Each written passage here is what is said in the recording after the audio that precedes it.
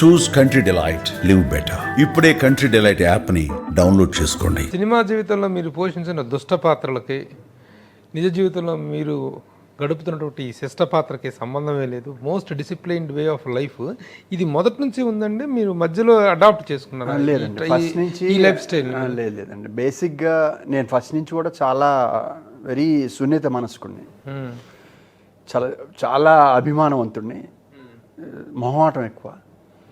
Even మా నాయనమ్మ వాళ్ళ ఊరికి వెళ్ళినా కూడా అక్కడ భోజనం చేసేవాడిని కాదు. అంటే మా ఇంటికి వచ్చి తినాలని అక్కడ, అంటే అంత అభిమానం. ఎక్కడ వెళ్ళినా కూడా అడగను, వాళ్ళు పిలిస్తే కొంచెం మొహాటం కొద్దే ఉండే ఆ నేచరే. అటువంటి నేచర్ని అలానే ఫ్రెండ్షిప్లో కూడా చిన్నప్పటి నుంచి కూడా ఉండేటప్పుడు, కాలేజ్ చదివేటప్పుడు కూడా ఎప్పుడు నెగిటివ్ యాంటిటీ అది లేదు, నెగిటివ్ యాటిట్యూడ్ లేదు, ఉన్నంతవరకు పాజిటివ్గా ఉండేవాడిని. కానీ నన్ను క్యారెక్టర్గా నెగిటివ్గా ప్రొజెక్ట్ చేశారు. అది నేను అన్నా, నేనేంటి వెళ్ళనేంటి అని. నా నైజం అది కాదు. నాకు ఎవరన్నా కొంచెం మనసులో బాధపడ్డా కూడా వెంటనే సారీ చెప్తాను.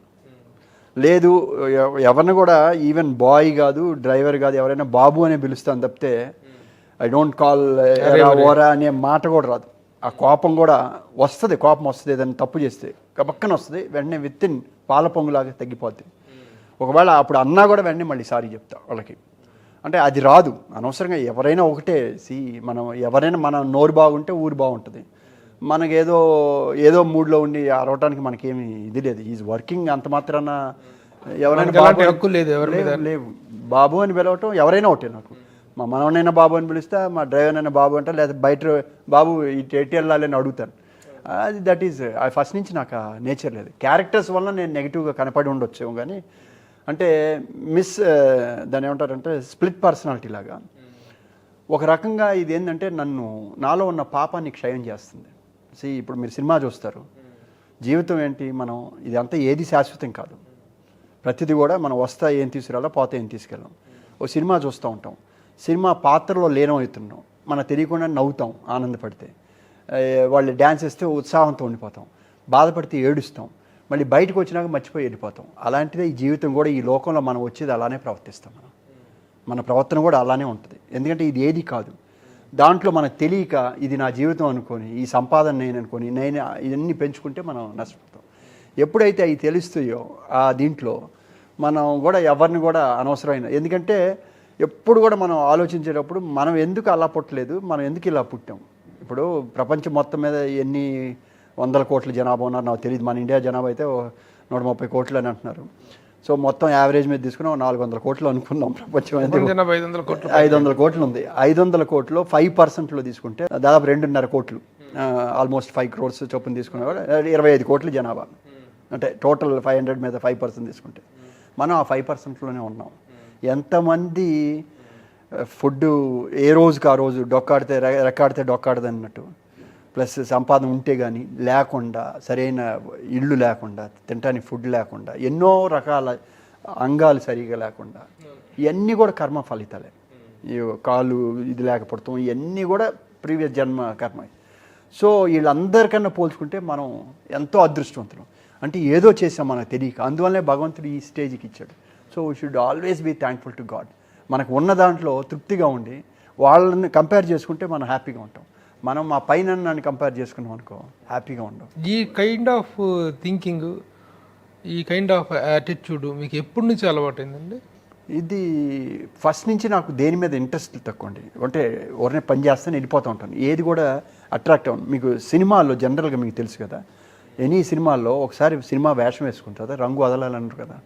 మీరు నన్ను చూస్తున్నారు కదా, నా అంతటి నేనే వెళ్ళా కదా, ఏ రోజు దానికోసం ప్రయత్నం చేయలేదు. వచ్చిందని తీసుకుని ఎంజాయ్ చేసి వెళ్ళిపోతుంది.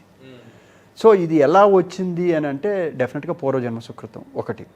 2 ఫస్ట్లో నాకు గణపతి శాస్త్రి గారు పరిచయం అవటం వల్ల కానీ, నేను కంచి స్వామి వారి దగ్గరికి వెళ్ళటం వల్ల కానీ, అసలు దేవుడు లేడు అనే భావం నుంచి ఉన్నాడు అనే భావానికి వెళ్ళటం, వాళ్ళ సాంగత్యం వల్ల నాలో ఉన్న ఇవన్నీ కూడా క్లీన్ చేసేసి, తెలియకుండా ఎవరో గురువు, ఎంతోమంది గురువులు ఉంటారు, వాళ్ళు ప్రొటెక్ట్ చేస్తున్నారు. నాకంటూ ఒక పర్పస్ ఉంది. ఆ పర్పస్ ఏందో నాకు తెలియదు. నేను అనుకున్న పర్పస్ వేరు, మీరు చూసే పర్పస్ వేరు, రేపు జరగబోయే పర్పస్ వేరు. సో వాళ్ళు ట్యూన్ చేశారు. ఇప్పుడు భగవంతుడు ట్యూన్ చేస్తాడు, ఒక్కో దానికి వాడుకుంటారు కదా ప్రతి మనిషి. అందరిలో ఉన్నాడు భగవంతుడు, మీలో ఉన్నారు, నాలో ఉన్నారు, ప్రతి ఒక్క జీవిలో ఉన్నాడు ఆయన. ఆ చైతన్యమే అందరిలో ఉన్నది. సో ఆయన ఎవరిని కావాలో ఎవరిని అవసరానికి వాడుకుంటూ ఉంటాడు. మనం అందులో పాత్రధారులు. సార్ మీరు మొదటి నుంచి కూడా బాగా వెల్లా ఫ్యామిలీ కదా, కారంచేడు, అప్పుడు రామారెడ్డి గారి చుట్టరికం ఉంది, దగ్గర చుట్టరికం ఉంది, వెల్లా ఫ్యామిలీ. చిన్నప్పటి నుంచి కూడా ఏ దుర్లబాట్లు లేవండి, ఒక మందు అవటం కానీ, సిగరెట్లు కానీ, ఫ్రెండ్స్తో అంటే మీరు అడిగారు కాబట్టి ఇప్పుడు చెప్తున్నా. సో ఈ టాపిక్ కూడా నిన్న వచ్చింది నాకు. ఇది మీరు రేపు ఈ క్వశ్చన్ వేస్తారు అంటే నాకు అది అందాం అనుకున్నాను కూడా. ఈ క్వశ్చన్ వేసినప్పుడు ఐ వాంట్ టు టాక్. ఇప్పుడు చెప్పామా అంటే ఎంబ్రాసింగ్గా ఉంటుందా అనే డిఫరెంట్గా అది కూడా వచ్చింది. అసలు ఇలాంటి క్వశ్చన్ వేయొద్దు అని కూడా, కానీ మీరు అడిగారు. సో దానికి చెప్తున్నాను నేను. నాకు ఈ డ్రింక్ ఇలాంటి అలవాట్లు వేయలేదు సార్. సినిమాకి ఇండస్ట్రీకి వచ్చినాక, సినిమా ఇండస్ట్రీ 100 days ఫంక్షన్కి వచ్చినప్పుడు షాంపైన్ దాటం అలవాటు చేసుకున్నాను. అది కూడా 1 or 2 పెగ్స్. ఎందుకు పడదు నాకు ఆస్తమా పేషెంట్ని, పొగ పడదు. సో నాకు ఇది సొసైటీల కోసం 1 or 2 పెగ్స్ షాంపైన్ అలా ఫస్ట్ కాలేజీలో ఉన్నప్పుడు ఒక బీర్ మూత టేస్ట్ కోసం ఫ్రెండ్ అనకాపల్లిలో ఫ్రెండ్ రాంబాబు అనే ఒక ఫ్రెండ్ వాళ్ళ తర్వాత తాగంటే ఎలా ఉంటుందని చేస్తే చేదుగా ఉంది. ఇక చిన్న మూత, మీకు తెలుసు కదా బీర్ క్యాప్ ఎంత ఉంటుంది, అది ఫస్ట్. సో ఈ అలవాట్లు ఉన్నాయి. ఏమైపోయిందంటే అండి నాకు ఇంట్రెస్ట్ లేదు దాని మీద. సో చేసుకున్నవి కూడా ఒక్కో గురువు వచ్చి ఒక్కోటి తీసేశాడండి. అంటే నేను ఈ డ్రింక్ అనేది నా లైఫ్లో ఈ సినిమా ఇండస్ట్రీకి వచ్చి హైదరాబాద్ వచ్చిన తర్వాత ఈ జూబ్లీ హిల్స్ కాదు ఫిల్మ్నగర్ క్లబ్లోకి వెళ్ళి ఫ్రెండ్స్ వెళ్ళినప్పుడు నా లైఫ్లో హయ్యెస్ట్ తాగింది అంటే సంవత్సరానికి ఒక 3 నుంచి 4 సార్లు తాగి ఉంటానేమో సంవత్సరానికి మ్యాక్సిమం. అది కూడా ఏదైనా అకేషన్లో. అది కూడా హయ్యెస్ట్ తాగింది వైట్ రమ్. అది ఎందుకో నాకు బ్రాండీ అసలు బీర్ కానీ విస్కీ అసలు పడదు. ఆ స్మెల్లే నాకు ఆస్మా కాబట్టి బ్రాండీ ఎక్కడో బ్రాండీ తాగితే మంచిది అని అంటారని ఎప్పుడన్నా వీళ్ళు పార్టీ ఏదంటే ఒక స్మాల్ పెగ్ వేసుకొని దాంట్లో మళ్ళీ వేడి నీళ్ళలో కలుపుకోవటం, లేదంటే కోక్లో ఇష్టం. సో అది తాగేవాడిని. అది కూడా స్మాల్ పెగ్ తాగేవాడిని. అలాంటిది ఈ వైట్ రమ్ము కొంచెం నాకు తెలియకుండా ఈ ఇంట్రెస్ట్ వచ్చింది. అది నా లైఫ్లో తాగింది 3 small pegs 1 time. నాకు ఒకటి ఎక్కగానే హైప్ వచ్చేస్తుంది అసలు, ఇక ఉత్సాహంగా. అంటే ఇప్పుడు వీళ్ళందరూ సిగరెట్లు అవి తాగుతూ ఉంటారు. అంటే వాళ్ళు తాగుతుంటే ఉత్సాహం డ్యాన్స్ చేసేటప్పుడు సిగరెట్ అనేవాడిని. సిగరెట్ తీసుకున్నాడు ఐ డోంట్ లోపల పీల్చను. అంటే అంతవరకు ఇక్కడి నుంచి ఇక్కడికి, ఎందుకంటే లోపలికి వెళ్తే దగ్గు వస్తుంది, పడదు.